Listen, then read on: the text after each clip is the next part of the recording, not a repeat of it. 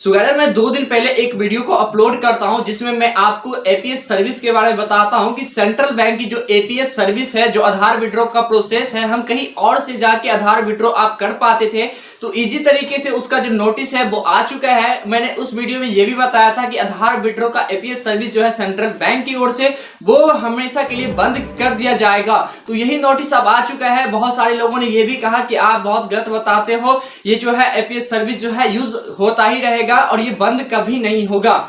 सुगाजर जिस बात की मुझे उम्मीद थी और वही सुगाजर जब मैंने सेंट्रल बैंक से जो ट्विटर अकाउंट से मैंने बात किया था तो उसने ये बताया था कि आपको जो है जिस भी अकाउंट में ये प्रॉब्लम आ रहा है, आधार विड्रॉ ट्रांजैक्शन जो है इनवैलिड बताया। मैंने आपको ये बताया था कि मैंने जब ट्विटर अकाउंट से सेंट्रल बैंक से बात किया हुआ था तो इसने ये बोला कि अगर आप केवाईसी अपना कंप्लीट करवा लेते हो फिर से तो आपका जो आधार विड्रॉ का प्रोसेस है और एपीएस सर्विस है आप उसको यूज भी कर पाएंगे और आधार निकासी भी आप कर पाएंगे। सुगाजर मैंने उस टाइम भी आपको कहा था कि ये बिल्कुल गलत बोल रहा है या ऐसा नहीं होगा, जो आप केवाईसी कंप्लीट कराएंगे और आपका आधार विड्रॉ जो है प्रोसेस स्टार्ट किया जाएगा। सुगाजर मैंने उस टाइम भी आपको ये कहा था कि जो आधार विड्रॉ का प्रोसेस है वो बंद कर दिया जा चुका है। तो सबसे पहले आपको ये बता दूं कि ये ऑफिशियल नोटिफिकेशन जो है आ चुका है। ऑफिशियल नोटिफिकेशन में क्या क्या है इसके बारे में आपको जानकारी देता हूं। साथ में एपीएस सर्विस जो है बंद हुआ है और बंद हुआ है तो जिन लोगों अगर चालू करवाना चाहते हैं तो वो चालू कराने का उसका प्रोसेस क्या है तो इस वीडियो में आपको बताऊंगा। साथ में ये भी बताऊंगा कि आधार विड्रॉ को जो है एपीएस सर्विस को है क्यों बंद किया जा चुका है।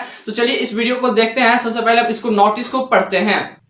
सुगजर यहाँ पे आप देख पा रहे हैं कि सेंट्रल बैंक की जो भी नोटिफिकेशन है वो मेरे पास यहाँ पे है और क्या कुछ कहा है इसने एईपीएस सर्विस के बारे में, क्या आप आधार विड्रॉ कर पाएंगे या नहीं कर पाएंगे, सारा डिटेल इसमें एक्सप्लेन किया गया है। तो और क्या क्या तरीके हैं मैं सारा कुछ यहाँ पे आपको यहाँ पे आर्टिकल पढ़ के मैं आपको समझाता हूँ। तो सबसे पहले यहाँ पे आप देख रहे हैं कि ऊपर में लिखा है कि kind attention for non PMJDY customers, यानी का मतलब प्रधानमंत्री जनधन योजना के लिए जो है उसके कस्टमर के लिए कहा जा रहा है। तो सिंपल से आप नीचे में आएंगे तो यहाँ पे देखेंगे कि non PMJDY customer of Central Bank of India to note that cash withdraw transaction through AEPS at other banks BC Point and other banks Bhim Aadhaar Pay device are discontinued with intent to prevent fraudulent transaction and protection interest of customers. कहने का मतलब यहाँ पे ये है कि जो भी सेंट्रल बैंक का जो कस्टमर है और जो पीएमजेडीवाई के थ्रू इसने अकाउंट नहीं खुलवाया है तो उसके लिए जो है अदर बैंक जहाँ पे बीसी पॉइंट रहता था, अदर बैंक का जो बीसी पॉइंट है, साथ में जो आधार विड्रॉ का एपीएस सर्विस है उसका निकासी जो है धोखाधड़ी के कारण उसने क्या किया है, रोक दिया है। ठीक है, लेकिन यहाँ पे आप नीचे में आएंगे तो नीचे में देखेंगे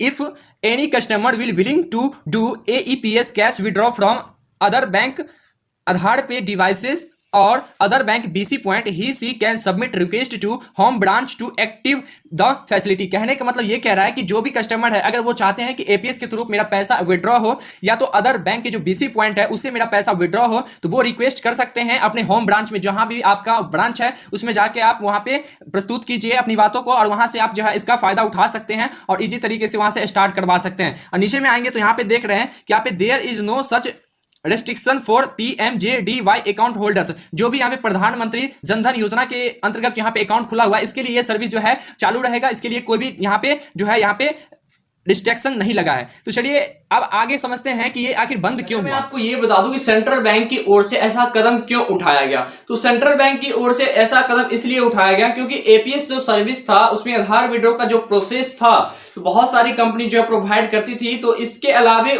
ये भी होता था कि फ्रॉड बहुत ज्यादा होता था। जैसे मान लो बुजुर्ग लोग थे तो वहां पे किसी भी फॉर्म आप फिलअप करो तो वहां पे आधार नंबर आपको सबमिट करना पड़ता था, वो कंपलसरी था। तो आधार नंबर जब भी आप सबमिट करते तो वहां पे साइबर कैब वाला क्या करते थे, आधार नंबर को रख लेते थे और किसी भी कारण से कई दिनों के बाद भी क्या करते थे वहां पे फिंगरप्रिंट लेके उसका आधार विड्रॉ कर लेते थे। तो ये सब प्रोसेस तो होता था और यहाँ पे बहुत ज्यादा फ्रॉड हो गई थी। इसके अलावा एक एग्जाम्पल में बात कर लूं कि एक एग्जाम में क्या हुआ था कि आधार नंबर से सर आपका एसपीएस जो प्रोसेस है उसके थ्रू जो है आधार विड्रॉ कर लिया गया था। वहां पे सभी बच्चों से फिंगरप्रिंट लिया गया और जिन लोगों के पास मैसेज आया उसने तो एक्शन लिया और जिन लोगों के पास एसएमएस नहीं गया तो उसने कोई एक्शन नहीं लिया। तो इस तरीके से फ्रॉड होती थी, इसलिए इसके जो है बहुत बड़ा कदम उठा के इसने एपीएस सर्विस आधार पे को जो है इसने बंद कर दिया। चलिए वीडियो पसंद है तो वीडियो को लाइक कीजिए, चैनल पे पहली बार चैनल को सब्सक्राइब करके बेल आइकन को प्रेस कीजिए क्योंकि मैं इस तरीके का वीडियो हमेशा आपके लिए लाता रहता हूं।